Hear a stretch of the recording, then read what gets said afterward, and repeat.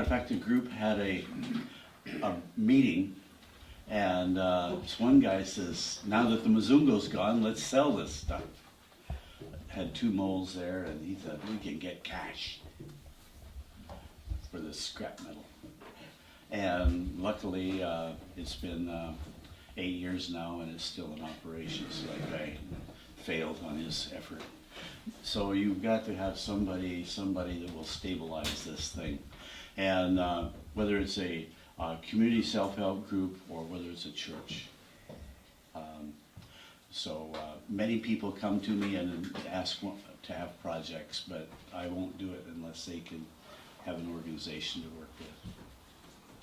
And but as I mentioned, Eric's group, we were very elaborate in the fact that we had his yard where the cows are, and we made filters out there for 6 years with no cover. So if you notice your book there, one of the top priorities there is to get it covered. So, but one thing is you do have to organize some things. Yes. He did have a front porch that we could. Oh yeah, well we could store things. That's the other part is you need someplace that's going to be secure to put your tools and your moles. And we had his front porch, which wasn't large, so you kind of wormed your way into the house.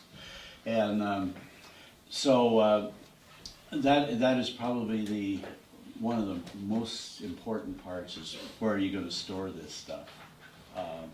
You just can't put it out because scrap metal is a real important source of income. So so therefore have somebody that you can trust and somebody a secure place to put your things. And one of the things we do in production, though, is we do not buy mass quantities of cement. The climate is generally quite high humidity, so it's better that if cement is going to go bad, that it go bad at the dealer rather than on your site that you've already paid for. Yes? If you need to store it for a prolonged period of time, does plastic sheet help, or does it still? Yeah, it still does, as long as any humidity can get to it. Then you pick it up and you've got this solid rock. Yes. And it will not make a filter for you. And yes? I just wanted to say, in response to that question, I have had success myself. If you put the bag in a plastic garbage bag, Yeah. and you seal that bag, Mm-hmm. you can extend its service life. But you're very right. Yeah. Turn it into a brick. And so the minimum possible, that you need some bags to keep your production going. And find your sources as close as possible. Sometimes I pay a little bit more from the local vendor than I do if I go to the large town. And I might save equivalent to about 50 cents a bag or something like that. So you're not going to break the bank by buying in small quantities. You're also better off dealing with local vendors. Oh yeah. Adding to the local And besides, you're wanting to sell into this community. And the more you can do in that community and make yourself familiar with that community, the better off you are. And so many of these communities are very small. Some of them might see 1 or 2 cars go through it a day, if any. So most everybody walks. So anyway, the other thing about the production, though, is that just organize the thing. And like when you have an outdoor location is all over the place. They make bricks, fire bricks from clay. And when you go to divide your material up, we try to get tarps or visqueen to put on the ground like we're kind of doing here. But we divide things off with, we don't have those tubs. And we just divide things off by bricks so that we can keep our materials separate. And also it gives us a chance to let things dry out. And it's nice if you have been around a while, and then you can put up a shed. You don't have to put up much. 4 posts and some iron sheet, and you can have yourself a halfway decent building for $300 or so. And one of the things we try to get to early on is a place to mix the cement, and then also where to put those filters after you've accumulated them. And the sources of water can be varied as far as that's concerned. We try to do our production as conveniently to water as possible. And those are things just to kind of look for. Although you won't get any complaints, most of our groups are at least half women. And we say, water, suddenly the buckets are out and they're carrying water on their heads and no complaints. That's what you do. If you're a woman, that's what you do. You're not asked to do it, they just do it. And I've tried it. It doesn't work. Guys, don't try it. You're not built right for it. You've grown up having done little ones since you were 4 or 5 years old. Yeah, and so anyway, I tried it one day, and I put about 3 gallons on my head, and I thought, oh, shit, this couldn't be that bad. And these kids were carrying full 20-liter containers, you know, and I thought, well, 3 I can handle. And I was staggering along up this trail, and this mom would come up behind me, Mr. Dell, you need some help? And I said, yes.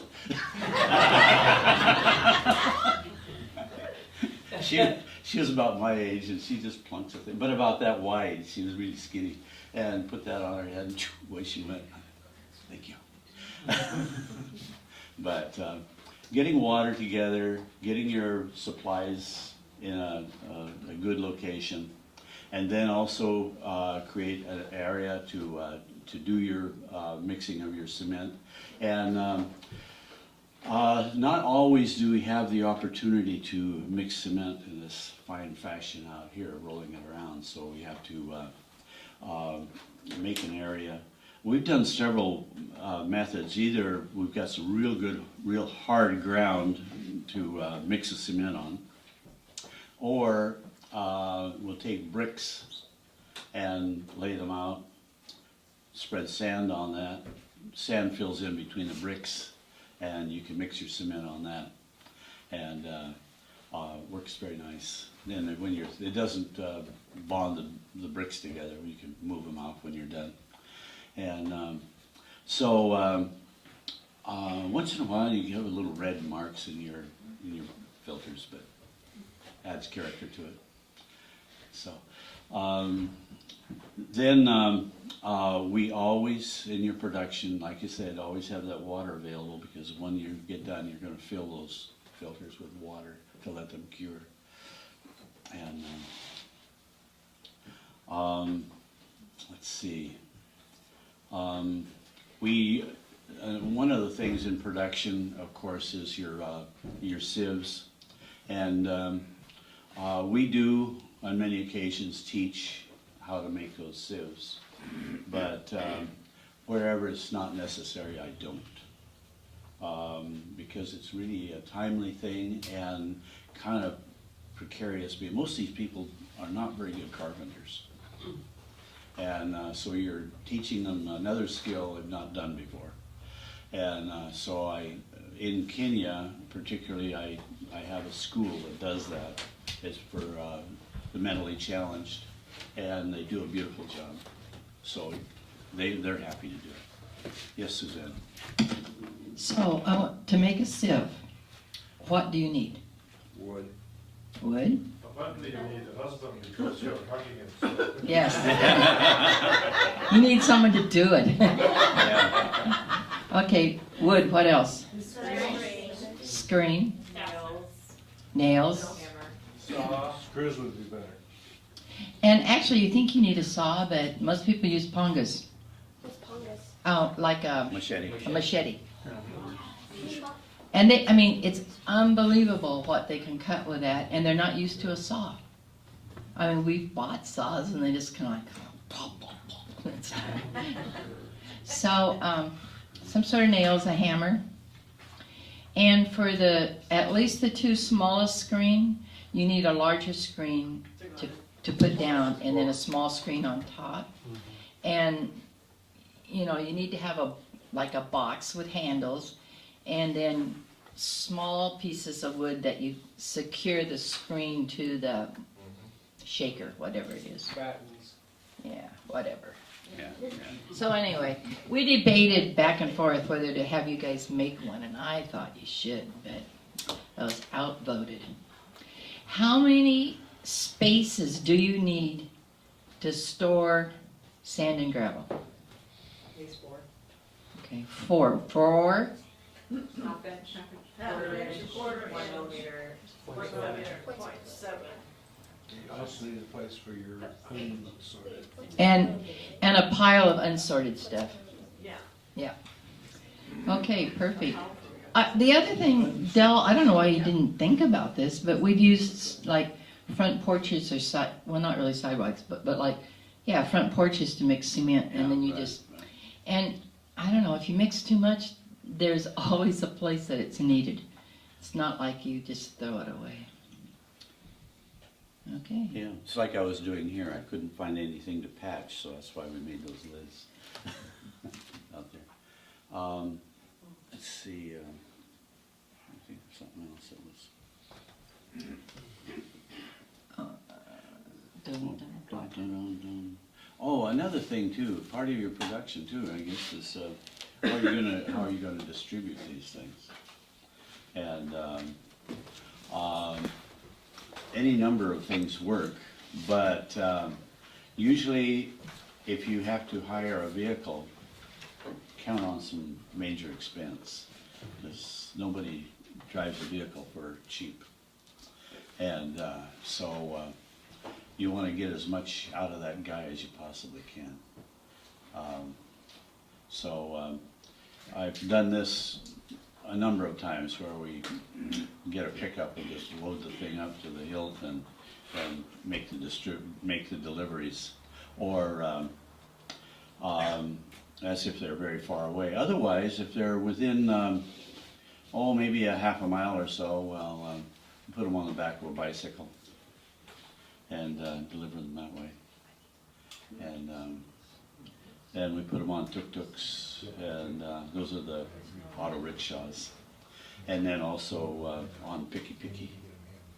And, yeah, motorcycles. Yeah. And they can handle one on a motorcycle.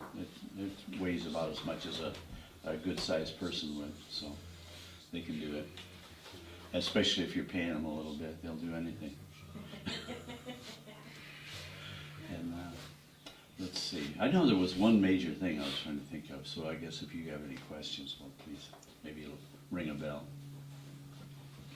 How do you secure them on the back of a motorcycle? They take inner tube, and they buy these guys, or they make a business out of this, is making long strips out of inner tube, and you stretch, it's like a big bungee cord, and they wrap it and wrap it and wrap it, and then they tie it off, and it's amazing.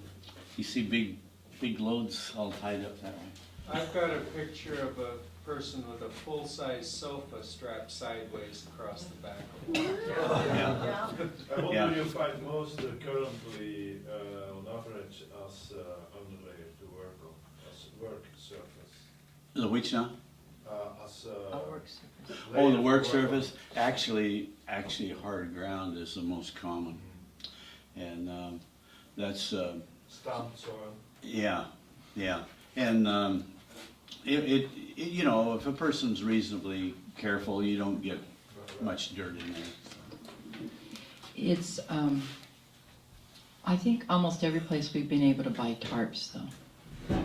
And it takes maybe wrecking one tarp before they realize that they can't get it with a No, shovel, they, but. yeah, no, they put shovels right through 'em. But, you know, the other thing, I don't know, friends of ours took pictures of things people were carrying on their bikes.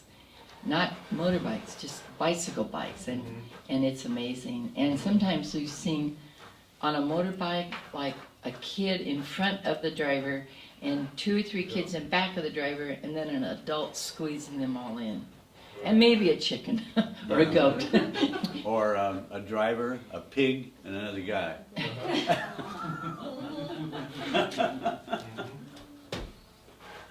Actually, we don't have pigs very often, but No, I've we seen had, them. yeah, in Uganda for some reason, we ran into more pigs.